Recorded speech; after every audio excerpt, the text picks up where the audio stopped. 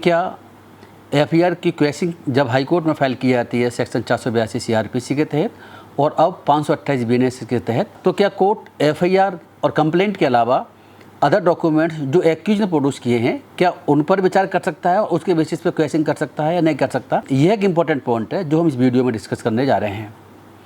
अभी हाल ही में supreme court ने 1 सितंबर 2025 को एक डिसीजन दिया है।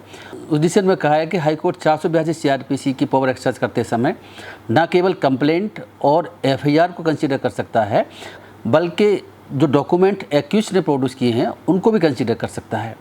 सुप्रीम कोर्ट ने कहा कि यह 482 सीआरपीसी की क्वेश्चन पिटीशन इस आधार पर फाइल की गई है कि जब प्रोसीडिंग जो मैनिफेस्टली फ्रिवोलस हैं या वैक्सिशियस हैं या अल्टीरियर मोटिव से बदला लेने के लिए कंप्लेंट ने फाइल कर रखी है, तो उस स्थिति में कोर्ट जो है सिर्फ कंप्लेंट एफआईआर के अलावा और चीज़ों को भी देख सकती है जो एक्यूज ने फाइल किए गए हैं। जिस केस की हम चर्चा कर रहे हैं उस केस का टाइटल है Pradeep Kumar Kesarwani versus the state of Uttar Pradesh and another.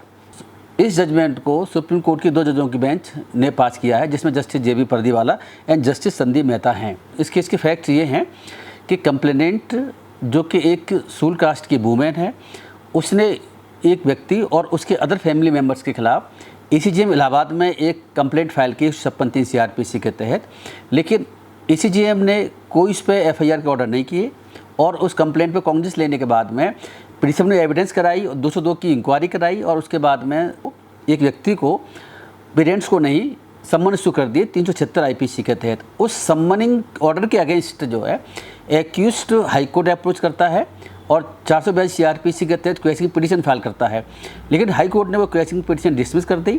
उसके बाद जो एक्यूज था सुप्रीम कोर्ट को अप्रोच करता है और सुप्रीम कोर्ट में एसएलपी फाइल करता है। सुप्रीम कोर्ट ने ईसीजीएम इलाहाबाद द्वारा सम्मन इशू करने को गलत माना और हाई कोर्ट के द्वारा भी जो क्वेश्चन पिटीशन डिसमिस कर दी गई थी उसको भी गलत माना है। सुप्रीम कोर्ट ने ये कहा है कि कंप्लेंट की प्लेन रीडिंग से और पर्टिकुलरली नेचर ऑफ एलिगेशन से ये कहा जा सकता है कि ये केस झूठा है। इस केस में जो कंप्लेंट फाइल की थी उसको सुप्रीम कोर्ट ने कई रीजंस की वजह से फॉल्स और फ्रिवोलस कहा है। कंप्लेंट ने इंसिडेंट के 4 साल के बाद फाइल की थी। एक्यूज्ड जिसको समन किया गया है उसके पेरेंट्स को भी एक्यूज्ड बनाया गया था।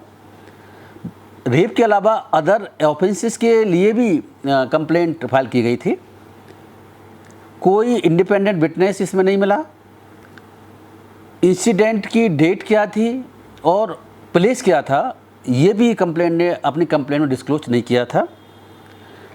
सुप्रीम कोर्ट ने जब इस एसएलपी का नोटिस कंप्लेंट को इशू किया तो कंप्लेंट उस नोटिस की सर्विस के बावजूद भी कोर्ट में अपीयर नहीं हुई थी। सुप्रीम कोर्ट ने इसमें 4 स्टेप्स दिए हैं जिसके आधार पर किसी भी क्वेश्चन की प्रेयर की वेरासिटी को डिटरमाइन किया जा सकता है। ये जो 4 स्टेप्स बताए हैं वो इस तरीके से हैं। Step 1, whether the material relied upon by the accused is sound, reasonable and indoubtable, that is the material is of sterling and impeccable quality। Supreme court का कहना यह है कि अगर कोई मटेरियल एक्यूज ने प्रोड्यूस किए हैं तो क्या वो साउंड हैं, रीजनेबल हैं और इंडाउटेबल है, यानी कि वो इस तरीके के हैं कि वो उनकी क्वालिटी पर कोई संदेह नहीं किया जा सकता, तो उन डॉक्यूमेंट को कंसिडर किया जा सकता है। स्टेप 2 के तहत ये बताया गया है कि जो डॉक्यूमेंट एक्यूज ने लाई किए हैं उनके बेसिस पे कहा जा सकता है कि उसके अगेंस्ट तो चार्ज लगाए गए हैं, जो एलिगेशन लगाए गए हैं उनको सही नहीं माना जा सकता। सुप्रीम कोर्ट ने स्टेप 3 के तहत ये कहा है कि जो मटेरियल एक्यूज ने रिलाई किया है उन मटेरियल को प्रोसिक्यूशन कंप्लेंट ने रिफ्यूट नहीं किया है, मना नहीं किया है, या जो डॉक्यूमेंट एक्यूज ने रिलाई किए हैं उनको जस्टिफिएबली रिफ्यूट नहीं किया जा सकता प्रोसिक्यूशन कंप्लेनेंट के द्वारा। स्टेप 4 में ये कहा है कि whether proceeding with the trial would result in an abuse of process of the court and would not serve the ends of justice. यदि चारों स्टेप्स अफर्मेटिव में हैं तो हाई कोर्ट को एफआईआर को क्वेश्चन कर देना चाहिए। इस केस से हमें पता चलता है कि एफआईआर क्वेश्चन करते समय क्या हाई कोर्ट प्रोसिक्यूशन कंप्लेंट के केस को देखने के अलावा क्या एक्यूज के डॉक्यूमेंट और उसके केस को भी ध्यान में रख सकता है। इस केस में सुप्रीम कोर्ट ने कहा है कि अगर ऐसे डॉक्यूमेंट कोई पेश किए गए हैं जो स्टर्लिंग क्वालिटी के हैं जिन पर कोई डाउट नहीं किया जा सकता तो that document can be considered और उस डॉक्यूमेंट्स के बेसिस पर ऐसा लगता है कि प्रोसिक्यूशन और कंप्लेंट का केस जो है फॉल्स है तो एफआईआर क्वेश्चन की जा सकती है। इस वीडियो में बस इतना ही। आगे नई वीडियो में आपसे फिर मुलाकात होगी। Thank you very much for watching.